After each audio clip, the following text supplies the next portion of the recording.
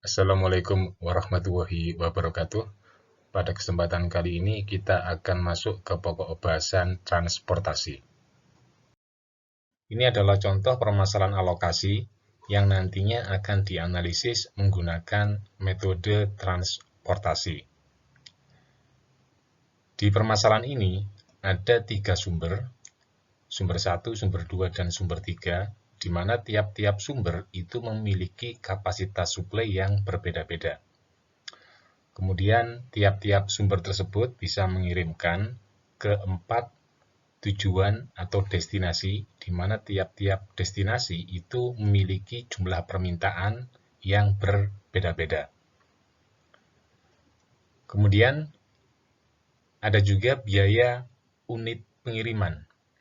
Jadi tiap-tiap sumber bisa mengirimkan ke tiap-tiap tujuan dengan biaya pengiriman per unitnya sebesar CIJ, di mana I itu mewakili indeks jumlah sumbernya, yaitu I-nya ini berarti ada 1, 2, 3. Kemudian J-nya ini mewakili indeks tujuan, di mana J-nya ini ada 1, 2, 3, dan 4. Tujuan yang ingin dicapai yaitu meminimumkan total biaya transportasi, biaya pengiriman dari sumber ke tujuan. Biaya transportasi tersebut besarnya dipengaruhi dari seberapa banyak alokasi pengiriman dari tiap-tiap sumber ke tiap-tiap tujuan. Sehingga model ini dinamakan dengan model transportasi, di mana permasalahannya adalah kira-kira alokasi pengirimannya dari tiap-tiap sumber ke tiap-tiap tujuan itu kira-kira jumlahnya berapa agar total biayanya itu paling minimum. Model transportasi merupakan salah satu bentuk dari programa linear.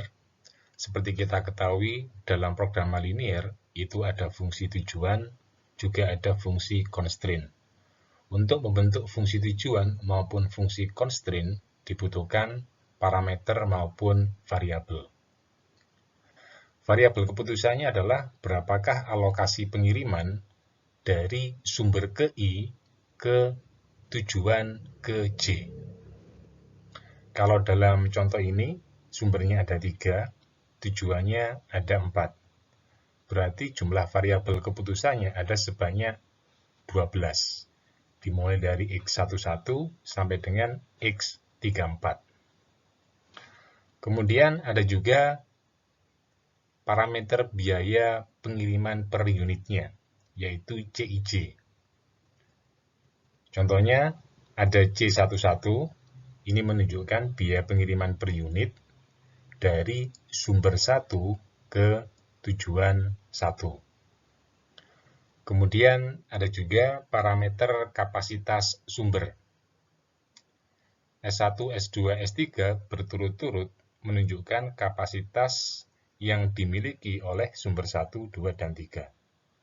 Kemudian ada juga parameter D1, D2, D3, dan D4 berturut-turut menunjukkan jumlah permintaan dari tujuan 1, 2, 3, dan 4. Setelah mengetahui parameter maupun variabel keputusannya, selanjutnya bisa disusun formulasi model transportasinya. Yang pertama menentukan fungsi tujuan. Fungsi tujuannya adalah meminimumkan total biaya transportasi, di mana biaya transportasi merupakan perkalian antara CIJ dikalikan dengan XIJ. CIJ adalah biaya pengiriman per unit dari sumber I ke tujuan J. XIJ adalah jumlah produk yang dikirimkan dari sumber I ke tujuan J. XIJ adalah variabel keputusannya. Dan XIJ nilainya lebih besar sama dengan 0. Selanjutnya kita bisa menyusun fungsi constraint. Fungsi constraint yang pertama yaitu sigma XIJ, J sama dengan 1 sampai dengan N kurang dari sama dengan SI. Constraint ini menunjukkan bahwa semua tujuan, mulai dari tujuan 1 sampai dengan N, kalau mendapatkan pengiriman dari sumber I, total yang dikirimkan dari sumber I itu tidak boleh melebihi kapasitas yang dimiliki oleh sumber yang ke I. Selanjutnya ada constraint yang kedua. Sigma Xij, I sama dengan 1 sampai dengan M, kurang dari sama dengan DJ. Artinya, tujuan yang ke J, dia bisa menerima pasokan dari sumber 1 sampai dengan sumber N, dan total yang ia terima itu tidak boleh melebihi dari total permintaan di tujuan yang ke J. Kita masuk ke contoh soal. Di soal ini ada 3 sumber. Tiap-tiap sumber memiliki kapasitas suplai yang berbeda. Kemudian ada 4 tujuan. Tiap-tiap tujuan memiliki jumlah permintaan yang berbeda. Kemudian ada juga biaya pengiriman per unit dari tiap-tiap sumber ke tiap-tiap tujuan. Fungsi tujuan dari model transportasi tadi yaitu mencari total biaya transportasi yang paling minimum. Untuk mencari total biaya transportasi yang paling minimum, kita bisa menggunakan metode heuristik. Di metode heuristik, ada 3 metode yang bisa digunakan. Yang pertama adalah least cost assignment routine method. Kemudian ada metode northwest corner rule, dan terakhir yaitu metode Vogel's approximation. Pertama, kita akan mempelajari least cost assignment routine method. Metode ini bertujuan untuk meminimumkan biaya total transportasi. Metode ini cukup sederhana dan cepat dalam menyelesaikan permasalahan alokasi.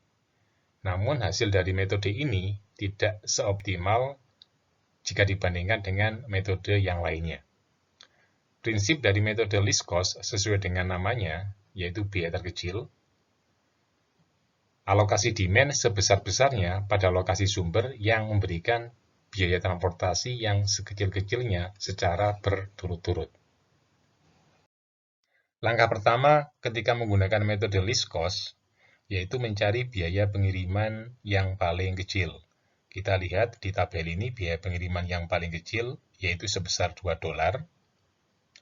Maka kita alokasikan sebesar-besarnya untuk alokasi yang biayanya sebesar $2 ini. Kita lihat tujuan 2, permintaannya sebanyak 3.400, kemudian kapasitas sumber 2 itu sebanyak 4.000.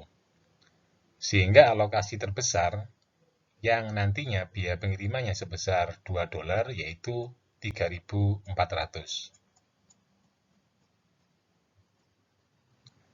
Sehingga tujuan yang kedua, ini nantinya permintaannya sudah dipenuhi semuanya, dan sumber yang kedua, sisa kapasitasnya itu tersisa sebesar 600. Setelah tujuan kedua terpenuhi permintaannya, maka kita lanjut mencari biaya pengiriman terkecil berikutnya. Ternyata biaya pengiriman terkecil berikutnya yaitu sebesar $3. $3 ini kita alokasikan sebesar-besarnya. Kemudian kita lihat untuk sumber yang kedua, tadi kan sisanya masih 600. Kemudian tujuan yang keempat, permintaannya sebesar 1.800. Sehingga yang bisa dialokasikan ke tujuan keempat dari sumber 2 berarti sebesar 600. Sehingga sumber 2 kapasitasnya semuanya sudah terpakai semuanya. Kita lanjut pada langkah berikutnya, yaitu untuk mencari biaya terkecil berikutnya. Selanjutnya kita cari biaya pengiriman terkecil berikutnya. dan ditemukan biaya pengiriman terkecil sebesar $4. Kita alokasikan sebesar-besarnya untuk biaya pengiriman sebesar $4 ini. Kita lihat $4 itu merupakan biaya pengiriman dari sumber 3 ke tujuan 3. Permintaan di tujuan 3 lebih kecil daripada kapasitas sumber 3. Sehingga kita bisa mengalokasikan sesuai dengan permintaan di tujuan yang ketiga. Kita alokasikan sebesar 2.500. Sehingga tujuan yang ketiga, permintaannya semuanya sudah terpenuhi. Dan untuk sumber yang ketiga, menyisakan kapasitas sebesar 1.100. Selanjutnya kita cari biaya pengiriman terkecil berikutnya. Kalau kita lihat di tabel, biaya pengiriman terkecil berikutnya setelah $4 itu ada $5. Cuma $5 yang di sel 21 ini sudah tidak bisa dialokasikan lagi. Karena sumber 2, sisa kapasitasnya itu sudah habis terpakai. Kemudian kita lihat juga, ada yang biaya pengiriman per unitnya sebesar $5, yaitu dari sumber 1 ke tujuan yang ketiga. Sel 13 ini juga sudah tidak bisa kita beri alokasi lagi. Karena tujuan yang ketiga, ini permintaannya sudah terpenuhi. Kita cari biaya pengiriman terkecil berikutnya, yaitu sebesar $6. $6 ini ada di sel 23. Sel 23 ini juga tidak bisa terpakai karena sumber 2 kapasitasnya sudah terpakai semuanya, dan tujuan ketiga itu juga sudah terpenuhi semuanya permintaannya. Dan biaya terkecil berikutnya, yang $6 yang masih bisa dialokasikan, yaitu pada sel 14. Karena pada sel 14 ini masih ada permintaan di tujuan keempat yang masih belum terpenuhi, yaitu sebesar 1.800 dikurangi dengan 600, yaitu 1.200. Dan juga masih ada kapasitas di sumber 1 yang masih menyisakan dan belum terpakai, yaitu sebesar 2.400. Biaya pengiriman terkecil berikutnya yaitu $6. Dan $6 ini kita lihat pada sel 14, berarti kita bisa mengalokasikan ke sel 14 sebesar 1.200. Sehingga tujuan yang keempat itu semuanya sudah terpenuhi permintaannya, dan untuk sumber 1 menyisakan kapasitas sebesar 1.200. Kemudian kita cari biaya pengiriman terkecil berikutnya. Tadi yang biaya pengirimannya $5 ini kan sudah tidak bisa dialokasikan lagi karena tujuannya itu sudah terpenuhi semuanya, atau mungkin sumbernya itu kapasitasnya sudah terpakai. Yang biaya pengiriman $6 tadi kan juga sudah tidak bisa digunakan lagi. Yang biaya pengirimannya $7 ini juga sudah tidak bisa digunakan lagi. Yang biaya pengirimannya $8 ini kan sudah tidak bisa digunakan lagi. Biaya pengiriman berikutnya yang memungkinkan dapat alokasi yaitu yang biaya pengirimannya sebesar $9. Yaitu di sel 1, di sel 31. Kita lihat di tujuan 1, permintaannya masih belum terpenuhi, kemudian di sumber 3 masih ada sisa kapasitas sebesar 1.100. Sehingga kita bisa mengalokasikan 1.100 di sel 31. Dan akhirnya sumber 3 ini kapasitasnya itu semuanya terpakai. Dan untuk tujuan 1 itu masih ada sebesar 1.200 yang menunjukkan jumlah permintaan yang belum dipenuhi. Nah, nanti 1.200 ini kita bisa mengalokasikannya pada sel 11.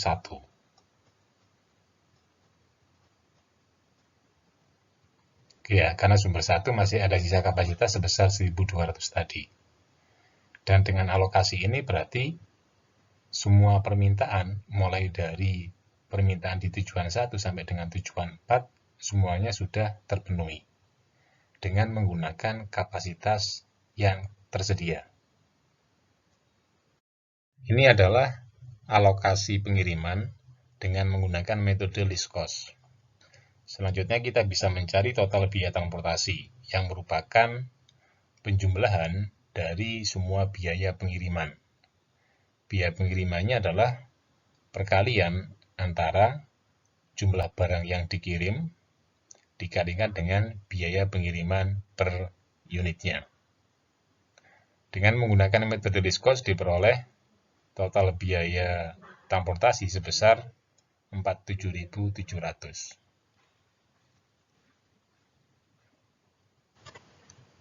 Total biaya ini selanjutnya kita bisa bandingkan dengan metode yang lainnya, seperti metode Northwest maupun metode Vogel.